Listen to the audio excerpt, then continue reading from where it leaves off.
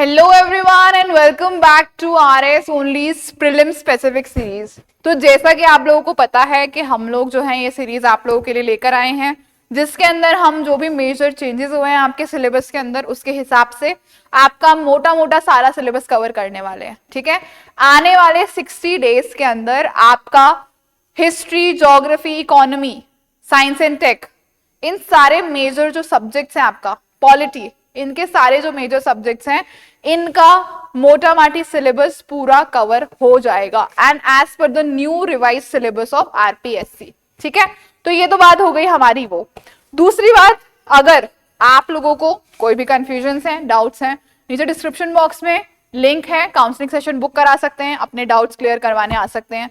ठीक है, तीसरी बात, हम लोग डेली बेसिस के ऊपर day to day we organize seminars.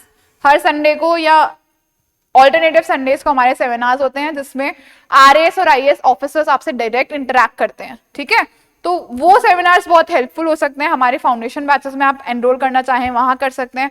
इससे भी ज्यादा एक्सटेंसिव हम लोग वहां पर पढ़ाते हैं, बिल्कुल नई अप्रोच के हिसाब से। ठीक है, तो ये हो गई हमारी सारी बातें। चौथी चीज, जो बच्चे ये सीरीज को रेगुलरली फॉलो कर रहे हैं और वो देख रहे हैं कि किस तरीके से हम इसको और बेटर फॉलो कर सकते हैं, तो हमारा आरएस ओनली का ऐप है। ठीक है, उस ऐप प्ले स्टोर पे या एप्पल स्टोर के ऊपर जाकर आप वो ऐप जो है डाउनलोड कर सकते हैं, absolutely free. And there free classes के सेक्शन में आप लोग जाओगे। ठीक है, वहां पर आप क्लास पे क्लिक करोगे, क्लास देख सकते हो, प्लस हर क्लास के साथ में उस क्लास के टॉपिक से रिलेटेड हम लोग क्विज क्वेश्चंस डालते हैं। ठीक है, तो उन क्विज क्वेश्चंस को अटेम्प्ट करके आप उस टॉपिक को और क्रिस्टल क्लियर कर सकते हो। उसके साथ साथ वहां पर आपको फ्री में उस पर्टिकुलर टॉपिक की पीडीएफ भी अवेलेबल हम लोग करवा देते हैं। ठीक है, तो ये हमारी 3 बातें हो गई हैं। Okay, so this is all about जो मैं बताना चाह रही थी। अब हम स्टार्ट करते हैं हमारे आज के टॉपिक से। सो this is your third part of fundamental rights. आज हम लोग जितने भी बचे हुए फंडामेंटल राइट्स हैं वो डिस्कस करने वाले हैं। ठीक है, सबसे पहला आर्टिकल 24 तक अगेंस्ट एक्सप्लॉयटेशन तक हमने डिस्कस किया था लास्ट सेशन के अंदर, पहले उसको रिवाइज कर लेते हैं। ठीक है, आर्टिकल 19 से हम स्टार्ट करते हैं। आर्टिकल 19 के अंदर हमने देखा था राइट टू फ्रीडम, 6 तरीके की हमारे को फ्रीडम दी गई थी और उन फ्रीडम्स के ऊपर कुछ रीजनेबल रेस्ट्रिक्शंस भी लगाए गए थे, वो हमने ऑलरेडी डिस्कस कर लिए हैं। ठीक है, then we came to article what 20। ठीक है, 20 के अंदर आपके क्या दिए गए थे, 3 ग्राउंड, 3 प्रोटेक्शंस दिए गए थे आपके अगेंस्ट योर डिटेंशन। ठीक है, अगेंस्ट योर अरेस्ट, प्रोटेक्शन और सेफगार्ड्स अगेंस्ट योर अरेस्ट। 3 क्या क्या थे, नो एक्सपोज फैक्टो लॉ। ठीक है, दूसरा क्या था, नो डबल जियोपार्डी, और तीसरा था नो सेल्फ इंक्रिमिनेशन। आगे चलते हैं हम, फिर आया हमारा आर्टिकल 21 जो कि एक बहुत बड़ा आर्टिकल है, right to live with dignity. ठीक है, right to life and personal liberty का ये आर्टिकल है जिसके अंदर बहुत सारे सब थीम्स आते हैं आपका, right to live with dignity, right to die with dignity. ठीक है, right to shelter, right to livelihood, right to privacy, all of those articles are under that umbrella of article 21। उसके बाद हम आए आर्टिकल 22 के ऊपर। आर्टिकल 22 के अंदर क्या दिए हुए हैं, आपके प्रोविजंस दिए हुए हैं under your punitive detention and preventive detention. क्या होता है, डिफरेंस क्या है, वो सब हमने ऑलरेडी डिस्कस कर लिया है। फिर हम आ जाते हैं आर्टिकल नेक्स्ट के ऊपर जो कि था आपका आर्टिकल 21A। ठीक, आर्टिकल 21A के अंदर आपके, just a second, article 21A के अंदर आपका क्या दिया हुआ है, आपके शायद यहां पर मैंने कुछ मिस कर दिया है। सो आर्टिकल 21 के अंदर अपना क्या था, लिबर्टी और उसका था। ठीक है, उसके बाद में आर्टिकल 21A के अंदर क्या है आपका, राइट टू एजुकेशन है, और आर्टिकल 22 के अंदर क्या है आपका, प्रिवेंटिव डिटेंशन और प्यूनिटिव डिटेंशन के अगेंस्ट जो आपके सेफगार्ड्स दिए हुए हैं, जो प्रोविजंस दिए हुए हैं वो उसके अंदर मेंशन है। फिर हमने आर्टिकल 23 डिस्कस किया था। आर्टिकल 23 के अंदर आपके क्या थे, your provisions against what, prohibition of what, your human trafficking and forced labour. And article 24 किसके लिए था, against the what, against the child labour. ठीक है, समझ में आई इतनी सी बात, इतना हमने डिस्कस कर लिया ऑलरेडी, क्या प्रोविजन थे, हमने कुछ क्वेश्चंस भी डिस्कस किए थे उससे रिलेटेड। आज हम लोग जो बात करने वाले हैं, आज हम लोग बात करने वाले हैं हमारे पार्ट किसकी, हमारे पार्ट 3 ऑफ फंडामेंटल राइट्स, जो कि आपके आर्टिकल 25 से लेकर और आर्टिकल 35 तक एक्सपैंड करेंगे। ठीक है गाइस, इतना सा आपको समझ में आया सभी बच्चों को। अब हम लोग चलते हैं हमारे किसकी तरफ, हमारे क्वेश्चंस की, सॉरी हमारे टॉपिक की तरफ। Just give me a second and we will start in a minute. Okay, ठीक है, चलो नाउ हम लोग स्टार्ट कर रहे हैं हमारे right to freedom of religion से। आपको पता है हमारा देश क्या है, सेक्युलर है। प्रियम्बल के अंदर स्पेसिफिकली मेंशन्ड है सेक्युलरिज्म, राइट। सेक्युलर का मतलब क्या है, अब देखो दो तरीके का सेक्युलरिज्म होता है, एक जो वेस्ट फॉलो करता है और एक जो हम फॉलो करते हैं। वेस्ट में क्या है, कंप्लीट डिस्टिंक्शन, मतलब स्टेट को रिलीजन से मतलब नहीं है, रिलीजन को स्टेट से मतलब नहीं, कंप्लीट डिस्टिंक्शन, एक दूसरे के लिए वो एग्जिस्ट नहीं करते, ठीक है। हमारे यहाँ पर क्या है, हमारे यहाँ पर स्टेट और रिलीजन दोनों साइड बाय साइड चलता है, हैंड बाय हैंड चलता है, ठीक है। तो हमारा क्या है, हमारा पॉजिटिव कॉन्सेप्ट ऑफ सेक्युलरिज्म है, जहां पर स्टेट और रिलीजन दोनों क्या चलते हैं, दोनों साइड बाय साइड चलते हैं, दोनों पैरेलली चलते हैं, ठीक है। अब जो हमारा आर्टिकल 25 है, it provides us with the freedom of conscience, then your freedom of profession, practice and propagation of religion. मतलब you are free to have your own conscience, ठीक है। आपका खुद का कॉन्शियंस है, आप किस रिलीजन को मानना चाहते हो, आपके अंदर किस रिलीजन के लिए मान्यता है, किस रिलीजन के लिए क्या धारणा है, ठीक है, आपके क्या पर्सनल बिलीव्स हैं। Then right to profess your religion, मतलब आप उस रिलीजन को क्या कर सकते हो, आप उस रिलीजन को प्रोफेस भी कर सकते हो। आपके पास पूरा राइट है कि आप ओपनली डिक्लेयर कर सकते हो कि भाई मैं इस रिलीजन से बिलोंग करती हूं या मैं इस रिलीजन से बिलोंग करता हूं, ठीक है।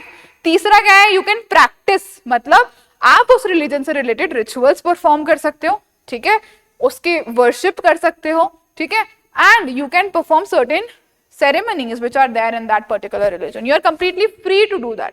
Then last क्या है, propagation, मतलब आप अपने रिलीजन को प्रोपोगेट कर सकते हो, आप अपने रिलीजन की जो टीचिंग्स हैं उनको लोगों तक पहुंचा सकते हो। But it prohibits what, it prohibits forcible convergence, मतलब किसी को भी आप फोर्सफुली कन्वर्ट करने के लिए नहीं कह सकते अपने रिलीजन के अंदर, ठीक है। समझ में आया इतना सा आप लोगों को। नाउ अब it covers both religious beliefs and religious practices, मतलब डॉक्ट्रिन्स और रिचुअल्स दोनों को ये कवर करता है, ठीक है। लिमिटेशंस क्या है, रीजनेबल रेस्ट्रिक्शंस तो लगेंगे ना। सबसे पहला पब्लिक ऑर्डर, ठीक है, दूसरा morality, health and fundamental rights, ठीक है। So these are some certain reasonable restrictions on this freedom of religion, ठीक है, समझ में आया।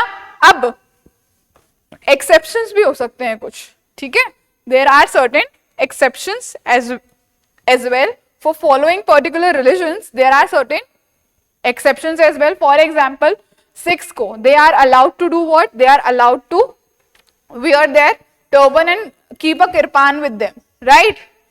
अब हमने तो बोला है, आपको याद है हमने पिछले वाले हमारे उसमें पढ़ा था क्लास में कि भाई right to assemble with arms is not allowed, but though kirpan is what, kirpan is a part of their religion, ठीक है, it is an essential part of their religion, so they can carry that kirpan and then also they can assemble in a particular place because this is a part of their life, okay, this is a part of their religion, daily part of their religion, so they can carry it, they are allowed to carry it as per the constitution, ठीक।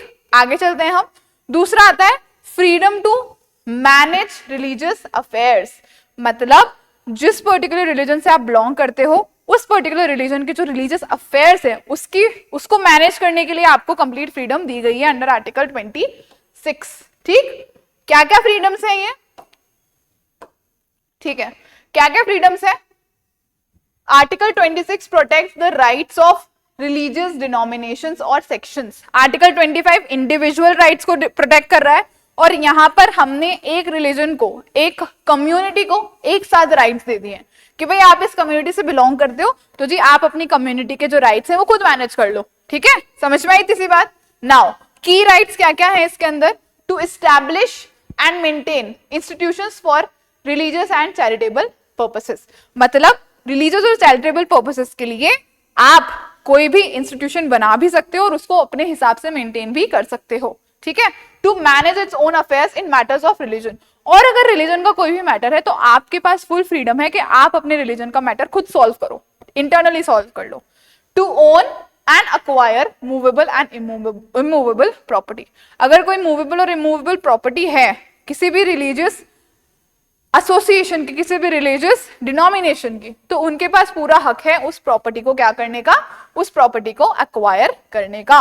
ठीक है, to administer such property in accordance with law, और according to the law उस particular property को वो administer करें, उसका पूरा कामकाज देखें। ठीक है, देन लिमिटेशंस क्या है, subject to again public order, morality and health, but not subject to other provisions of the fundamental rights. समझ में आई थी सी बात? और कोई भी फंडामेंटल राइट्स के जो प्रोविजंस है उनसे उनका कोई रेस्ट्रिक्शन इनके ऊपर नहीं है। आगे चलते हैं हम।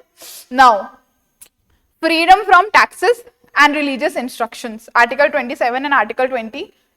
ठीक है, सबसे पहले आर्टिकल 27 देखेंगे, क्या बोल रहा है, that no person shall be compelled to pay taxes for the promotion और maintenance of any particular religion.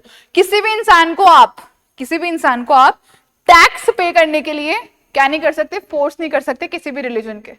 समझ में आई बात? कोई भी रिलीजन का है अगर वो आदमी, तो वो रिलीजन के लोग उसको फोर्स नहीं कर सकते कि भाई आपको ये टैक्स पे करना पड़ेगा। बट यहाँ पे एक एग्जेम्पशन होता है, टैक्स और फीस। ठीक है, दो अलग अलग चीजें हैं। फीस किसी भी काम के लिए पे कर सकते हैं, बट टैक्स का कंपल्सरी कोई प्रोविजन नहीं है। ठीक, so it prohibits taxes but not fees. ठीक है, fees can be levied for secular services like safety और रेगुलेशन। ठीक, समझ में आई इतनी सी बात आप लोगों को? नाउ आर्टिकल 28 क्या बोल रहा है, that no religious instruction in educational institutions wholly maintained by state fund. अगर कोई एजुकेशनल इंस्टीट्यूशन है जिसको कंप्लीट स्टेट फंड मिल रहा है, जो पूरा स्टेट फंड के ऊपर रन कर रहा है, तो वहां पर कोई भी रिलीजियस जो है इंस्ट्रक्शन नहीं दिया जा सकता, किसी भी तरीके के रिलीजन की बातों को नहीं पढ़ाया जा सकता है। ठीक, नाउ क्लासिफिकेशन ऑफ इंस्टीट्यूशंस देख लेते हैं हम। सबसे पहले होते हैं Holi maintained by the state, मतलब जिसके ऊपर कंप्लीट स्टेट एड से चल रहा है, वो कंप्लीट स्टेट एड से वो पर्टिकुलर इंस्टीट्यूशन चल रहा है, तो वहां पर किसी भी तरीके का रिलीजियस इंस्ट्रक्शन हम लोग प्रोवाइड नहीं करवा सकते। दूसरा, administered by state but established under a trust, मतलब कि भाई उसका एडमिनिस्ट्रेशन स्टेट कर रहा है, लेकिन उसको इनिशियली किसने एस्टैब्लिश किया था, किसी ट्रस्ट ने, किसी रिलीजियस डिनोमिनेशन के किसी ट्रस्ट ने उसको एस्टैब्लिश किया था, बट अभी स्टेट के अंदर स्टेट जो है वो उसको एडमिनिस्टर कर रहा है, तो वहां पर it is permitted. Okay, over there religious instruction is permitted. Then recognised by state, अगर कोई भी ऐसा इंस्टीट्यूशन है जिसको स्टेट रिकॉग्नाइज करती है, तो वहां पर भी परमिट है, only on a voluntary basis. If they want to, they can. If they do not want to, they will not. Okay? Receiving aid from the state, permitted on a voluntary basis. If they are receiving aid from the state, मतलब कुछ पैसा उनको जा रहा है, बाकी वो अपने हिसाब से चल रहे हैं, तो वहां पर भी voluntary basis के ऊपर permit होता है religious instruction देना। आगे चलते हैं हम हमारे next provision के ऊपर। Now we come to Article 29 that calls for your cultural and educational rights. ठीक है, आर्टिकल 29 क्या कहता है, आपके कल्चरल एंड एजुकेशनल राइट्स के बारे में बात करता है। और किसके बारे में बात करता है, it talks about the protection of the minorities.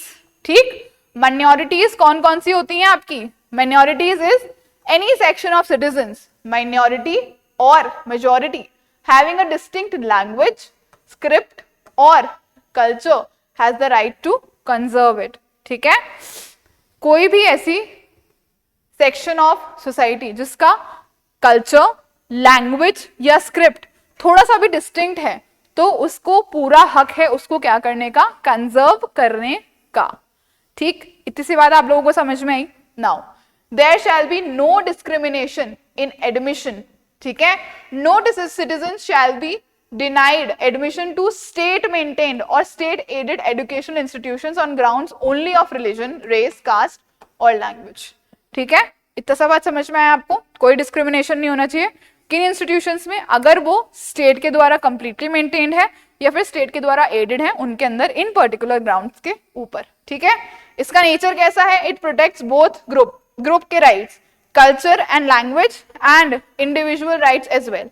ठीक है, समझ में आई थी सी बात आप लोगों को? आगे चलते हैं। Now minority rights to educational institutions. Now right of religious and linguistic minorities, दो तरीके की माइनॉरिटीज होती है हमारे यहाँ पर, रिलीजियस माइनॉरिटीज और लिंग्विस्टिक माइनॉरिटीज। रिलीजियस माइनॉरिटीज मतलब जिनका रिलीजन, जो रिलीजन बेसिस के ऊपर बहुत कम है मात्रा में, जैसे कि जैन्स हो गए, बुद्धिस्ट हो गए, मुस्लिम्स हो गए। So these are what, these are what religious minorities, religion के बेसिस के ऊपर बहुत कम है मात्रा में ये लोग। देन आपकी दूसरी तरीके की माइनॉरिटीज होती है जो कि होती है लिंग्विस्टिक माइनॉरिटीज, मतलब ये भाषा बोलने वाले लोग बहुत कम बचे हैं, तो हम इन भाषा बोलने वाले लोगों को प्रोटेक्ट करें ताकि क्या हो सके, इनके जो लैंग्वेज है और इनका जो हेरिटेज, इनका जो कल्चर है उसका प्रिजर्वेशन हो सके। ठीक है, अब क्या होता है इसके अंदर, रिलीजियस और लिंग्विस्टिक माइनॉरिटीज का के पास पूरा राइट है to establish and administer educational institutions of their choice, मतलब they can establish their own educational institutions and the state must not discriminate in granting aid to institutions managed by minorities। और इन minorities के जो institutions है उनको state जब aid provide करता है तो state को किसी तरीके का discrimination नहीं करना है। ठीक है, compensation for acquisition, if the state acquires minority property the compensation must not abrogate their rights। समझ में आ रही है? अगर state किसी भी माइनॉरिटी इंस्टीट्यूशन की प्रॉपर्टी को एक्वायर करता है, ठीक है, तो उसको क्या देना चाहिए, उसको कॉम्पनसेशन प्रॉपरली मिलना चाहिए और वो कॉम्पनसेशन उनके राइट्स को एब्रोगेट नहीं करना चाहिए। ठीक है, अब बहुत बार क्वेश्चंस आते हैं, दैट स्टेटमेंट्स आती हैं actually, that this term is explained in the constitution, is defined in the constitution। So I will tell you that the word minority, it is not defined in the constitution। ठीक है, समझ में आई बात? constitution में word minority को explicitly define नहीं किया गया है। ठीक है, इतनी बात आप सब लोगों को समझ में आई। अब हम लोग आगे चलते हैं। आर्टिकल 31 आपका था राइट टू प्रॉपर्टी, जिसको एग्जेम्प्ट कर दिया गया है 44th कॉन्स्टिट्यूशनल अमेंडमेंट एक्ट से, यस और नो? 1978 के 44th कॉन्स्टिट्यूशनल अमेंडमेंट एक्ट से आर्टिकल 31 को कंप्लीटली हटा दिया गया था हमारे कॉन्स्टिट्यूशन से। ठीक है, तो हम आगे चलते हैं अब हमारे आर्टिकल 32 के ऊपर। Now this is article which is very important for you people. क्यों? क्योंकि इस आर्टिकल को डॉक्टर BR अम्बेडकर ने क्या बोला, the most important article, and he called it the heart and soul of the constitution। okay, तो क्या बोला, it is the most important article and it is a basic feature। ठीक है, it is a basic feature, basic structure का भी ये part है article 32। ठीक है, की प्रोविजंस क्या है इस पर्टिकुलर आर्टिकल के? सबसे पहला की प्रोविजन है इसका, that right to move to the Supreme Court for enforcement of rights.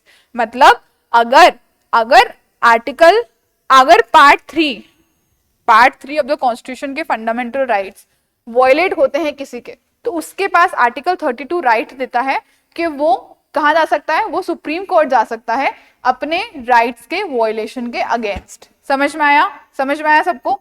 ना, तो supreme court can issue directions, orders और रिट्स। रिट्स क्या होती है? एक तरीके के डायरेक्शन या ऑर्डर ही होता है। ठीक है, सो सुप्रीम कोर्ट, जब कोई बंदा अपने फंडामेंटल राइट्स के वायलेशन के लिए सुप्रीम कोर्ट जाएगा, अपने राइट्स को वापस से एनफोर्स करवाने के लिए सुप्रीम कोर्ट जाएगा, तो सुप्रीम कोर्ट उसके ऊपर कुछ एक्शन लेगी। और क्या एक्शन ले सकती है supreme court? Can issue directions, can issue orders and can issue writs for the enforcement of that person's fundamental rights. ठीक, now the parliament can empower other courts to issue these writs. ये जो writ होती है ना, ये Ritz अभी कौन देता है, कौन इशू कर सकता है? Supreme court and high courts. ठीक है, only the supreme court and high courts can issue these writs, but the parliament, it has the power to make other courts as well those who can issue these writs। ठीक है, they have the power to empower other courts as well those who can issue these kind of writs। ठीक है, इसका nature क्या है? Fundamental right in itself, the supreme court is what? Defender and guarantor of the fundamental rights। yes or no? The Supreme Court is the defender and guarantor of the fundamental rights। ठीक, आगे चलते हैं हम। Now, हमने अभी देखा Ritz का। ठीक है, 5 तरीके की रिट्स जो है वो सुप्रीम कोर्ट जो है हम इशू कर सकता है against what, against violation of fundamental rights. There are 5 kind of writs which the Supreme court can issue against the violation of your fundamental rights. सबसे पहला आपका जो रिट होता है वो कौन सा होता है? Habeas corpus. कौन सा होता है? हेबियस कॉर्पस का आपका रिट होता है सबसे पहला. हेबियस कॉर्पस का मतलब क्या है? To have the body of. ठीक है, to have the body of मतलब सुप्रीम कोर्ट जो है, अगर कोई बंदा उसके पास में जाकर बोलता है, अगर कोई इंसान उसके पास में सिटीजन जाकर बोलता है that this persons right was violated, उसको जबरदस्ती जो है जेल में डाल दिया गया है, उसके फंडामेंटल राइट को वायलेट किया गया है, तो सुप्रीम कोर्ट जो है it can ask the concerned authorities to bring the body of that person to the court. Okay, it can issue the writ of habeas corpus and that concerned authority it has to bring the body of that particular person. अब इसके अंदर देखो क्या वो है, इसके अंदर catch ये है that the person either living or dead but that person's body must be provided in front of the Supreme Court. समझ में आई इतनी बात? An order to produce a detained person before the court to examine the legality of detention. It protects individual liberty against arbitrary detention. किसी इंसान को अगर detain कर लिया गया है तो supreme court can order the body of that person. फिर उसका जो डिटेंशन है उसको क्या किया जाता है? उसकी लीगैलिटी को एग्जामिन किया जाता है. Mandamus says we command. Supreme Court commands. क्या कमांड करती है? To a public official or body to perform their mandatory official duties which they have failed or refused to do. अगर कोई भी पब्लिक ऑफिशियल या पब्लिक बॉडी, ठीक है, जो कि हमने आर्टिकल 12 की डेफिनेशन में पढ़ा था, अगर वो किसी भी तरीके के अपने फंक्शंस या ड्यूटीज को परफॉर्म करने में फेल होती हैं या रिफ्यूज करती हैं, तो सुप्रीम कोर्ट क्या, और उससे अगर किसी का फंडामेंटल राइट वायलेट हो रहा है और कोई इंसान सुप्रीम कोर्ट तक जा रहा है, तो supreme court can issue the writ of mandamus that we command you to what? To perform your mandatory duty. आपकी ड्यूटी है, आपको परफॉर्म करना पड़ेगा. समझ में आई थी बात? Then the writ of prohibition मतलब to forbid, किसी को प्रोहिबिट करना. अब किसको? It is issued by a higher court to a lower court or tribunal to prevent it from exceeding its jurisdiction. It directs in activity. मतलब अगर कोई lower court, ठीक है, अपने जुरिस्डिक्शन से बाहर जाने की कोशिश करता है, अपने जुरिस्डिक्शन से ज्यादा किसी चीज के ऊपर क्या करने की कोशिश करता है, जजमेंट देने की कोशिश करता है, तो उसको जो है हायर कोर्ट जो है वो क्या कर सकता है? प्रोहिबिट कर सकता है, उसके ऊपर प्रोहिबिशन का रिट इशू कर सकता है. देन सर्श्योररी मतलब to be certified, issued to a lower court और tribunal to quash an order already passed due to excess or lack of jurisdiction. It can also be issued against what? Against administrative authorities. It can also be issued against whom? Against the administrative authorities. क्यों? अब देखो दोनों same लग रहे हैं, लेकिन यहाँ पर सुप्रीम कोर्ट ऑर्डर देने से पहले ही, इस लोअर कोर्ट के जजमेंट देने से पहले ही उसको बोल देता है कि भाई ये आपके जजमेंट के दायरे में नहीं आती है ये चीज, तो आप अपनी प्रोसीडिंग इसके ऊपर मत करो, आप यहीं रुक जाओ. यहां पर क्या कर रहा है सर्श्योररी में सुप्रीम कोर्ट या जो हायर कोर्ट है वो क्या कर रहे हैं? हायर कोर्ट्स में कौन कौन आएगा? सुप्रीम कोर्ट और हाई कोर्ट दोनों आएगा. ठीक है, तो हायर कोर्ट्स हैं वो इन लोअर कोर्ट्स के जो डिसीजंस ऑलरेडी उन्होंने ले लिए हैं उनको क्वाश कर रहा है कि भाई ये डिसीजन आपके लेने का था ही नहीं, ये आपके जो पेरिफेरी है, आपका जो जुरिस्डिक्शन का एरिया है उसमें आता ही नहीं है, तो आपका डिसीजन जो है वो नल एंड वॉइड कर रहे हैं हम लोग, क्वाश कर रहे हैं हम उस चीज को. ठीक है, so this is what? This is certiorari. Then quo warranto by what authority? For it inquires into the legality of a person's claim to public office preventing illegal assumption of the office. मतलब अगर कोई इंसान illegally या fraud से किसी public office को acquire करने का दावा करता है तो उसके लिए क्यूओ वारंटो की रिट जारी की जा सकती है कि भाई किस अथॉरिटी से आपने ये फैसला लिया है. Are you a person who is eligible to take this particular decision? क्या आप सच में इस अथॉरिटी के ऊपर बैठे हो? क्या आप सच में कोई पब्लिक ऑफिशियल हो या नहीं हो? तो उससे वारंट मांगा जाता है that whether he is a proper public official for taking any particular decision or not which has violated someone's fundamental right. ठीक है, सो आई होप आपको सारी जो रिट्स हैं वो समझ में आई होंगी, राइट. सो अब हम आ जाते हैं हमारे, just a second, just give me 1 minute. Alright, so अब हम लोग समझ में आए आप लोगों को इतनी बात. Now we come to our article 33 and article 34. Article 33 34 दोनों आर्म्ड फोर्सेस और मार्शल लॉ से रिलेटेड हैं. ठीक है, आर्टिकल 33 क्या बोलता है? It empowers the parliament to restrict और abrogate the fundamental rights of first members of armed forces, paramilitary, police and intelligence agencies.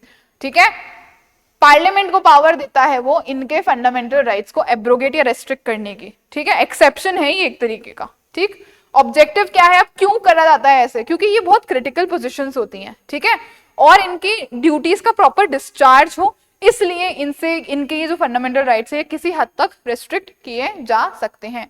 और इन पर्टिकुलर जो सर्विसेज होती है उसमें डिसिप्लिन की बहुत ज्यादा जरूरत होती है. तो डिसिप्लिन करने के लिए इनके कुछ राइट्स को रेस्ट्रिक्ट करा जा सकता है, एब्रोगेट करा जा सकता है एज पर द डायरेक्शंस और as per the laws of the parliament. कौन सा आर्टिकल कह रहा है? आर्टिकल 33. ठीक है, आर्टिकल 34 क्या बोल रहा है? It restrict fundamental rights while martial law that is military rule is in force in any area. अगर किसी भी एरिया के अंदर मार्शल लॉ लगा हुआ है, मिलिट्री रूल लगा हुआ है, ठीक है, तो वहां पर फंडामेंटल राइट्स को जो है रेस्ट्रिक्ट किया जा सकता है. ठीक है, parliament can indemnify government servants for acts done during this period to restore order. ठीक, इतनी बात आप लोगों को समझ में आई. नाउ आगे चलते हैं हम. अब हमारा जो है लास्ट आर्टिकल के ऊपर हम लोग आ गए हैं. ठीक है, last article of your fundamental rights that is article number 35. Okay, article number 35 जो है it gives the exclusive power to the parliament.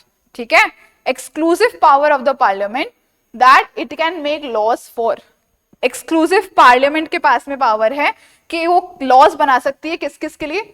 Prescribing residence for employment. ठीक है, जो भी एम्प्लॉयमेंट है उसके लिए रेजिडेंस प्रिस्क्राइब कर सकती है अंडर आर्टिकल 16. ठीक, empowering other courts to issue writs. अभी जैसा हमने डिस्कस किया, अगर किसी और कोर्ट, सुप्रीम कोर्ट के अलावा जो हायर कोर्ट है उनके अलावा अगर किसी और कोर्ट को एम्पावर करना है रिट्स इशू करने के लिए, तो वो कौन कर सकता है? Only parliament can do that as per article 35. restricting rights for armed forces article 33 and indemnifying acts under martial law article 34. Only the parliament can do this and this is written in your article 35. Punishment of offences. Parliament must prescribe punishment for acts declared as offences under part 3 such as untouchability 17 and forced labor article 23. मतलब जो भी provisions हमारे fundamental rights में mentioned हैं, जो part 3 में mentioned हैं, जिनको हमने क्या किया है, जिनको हमने कंप्लीटली प्रोहिबिट किया है, उनसे रिलेटेड जो भी एक्ट्स बनेंगे, उनसे रिलेटेड जो भी लॉज बनेंगे, who will be the one making them punishable offences? It is the parliament that has to prescribe the punishment for such acts. ठीक है, देन अब कॉन्स्टिट्यूशन में पार्लियामेंट को ही क्यों दी गई है ये power? Why the parliament only has been given this power? क्योंकि अगर पार्लियामेंट कोई लॉ बनाती है तो वो पूरे देश के ऊपर लागू होता है, राइट? अगर पार्लियामेंट कोई लॉ बनाएगी तो वो पूरे देश में लागू होगा और एक यूनिफॉर्मिटी बनी रहेगी. ठीक है, फॉर एग्जाम्पल अगर राजस्थान के अंदर अगर हम ये पावर स्टेट्स को दे देते तो हर स्टेट का अपना अपना लॉ होता. ठीक है, राजस्थान के अंदर अनटचेबिलिटी जो है दैट वाज अ क्राइम. ठीक है, और उसका बहुत हाई पनिशमेंट है. वेयर एज अगर हम लोग केरला में चल जाएं तो अनटचेबिलिटी का बहुत लो पनिशमेंट होगा. तो अगर किसी मतलब बहुत ज्यादा एम्बिग्विटी नहीं हो जाएगी, राइट? इसीलिए ये पावर जो है वो पार्लियामेंट को दी गई है ताकि इस चीज का जो पनिशमेंट है वो यूनिफॉर्म बना रहे. ठीक है, इन लॉस का एनफोर्समेंट अच्छे से हो और जो इनके कॉन्सिक्वेंसेस हैं वो सबके लिए सेम हो, चाहे से वो किसी भी स्टेट में क्यों ना हो. That is why to ensure the uniformity parliament was given this particular power. I hope आप लोगों को समझ में आया होगा. Now let us discuss some questions related to it. Let us discuss some questions जो कि expected हैं इस particular topic से. With reference to the limitations on religious freedom under the constitution, consider the following consider the following, क्या बोल रहा है ये, that with reference to the limitations, with reference to the limitations to the what, under the on the religious freedom under the constitution, we have to consider the following statements.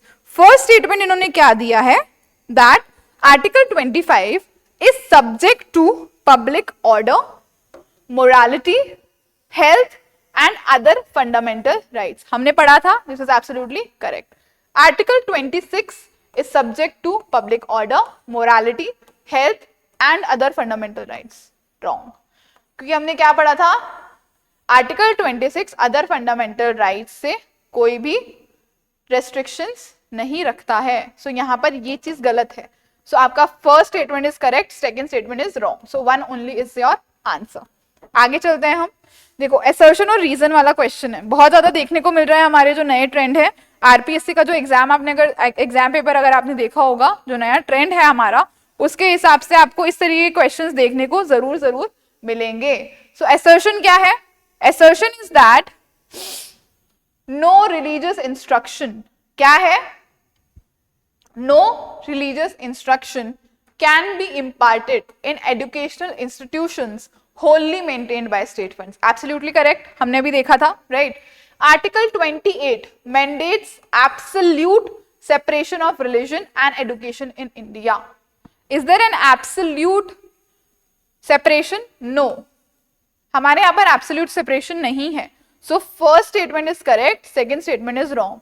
तो both A and R are true? नहीं. Both A and R are true, but R is no. This is also not.